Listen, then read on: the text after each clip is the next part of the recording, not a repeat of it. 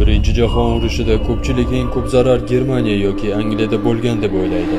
Aslida esa urushga rasmiy ravishda qo'shilmagan bir davlat juda katta yo'qotish ko'rgan. Bu davlat Eron edi. 1914-yil urush boshlanadi. Hamma Yevropaga qaraydi.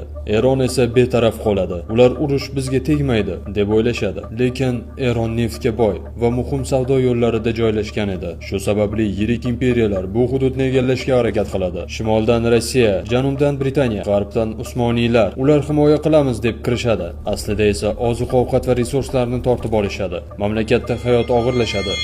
Eronda katta ocharchilik boshlanadi. Hech kim yordam bermaydi. Tarixiy ma'lumotlarga ko'ra, bu fojia natijasida 2 millionga yaqin tinch aholi halok bo'lgan. Natijada Eron urushda jang qilmagan bo'lsa ham, urush uni o'q bilan emas, ochlik bilan jazoladi. Yanada qiziq hikoyalarni ko'rish uchun obuna bo'ling.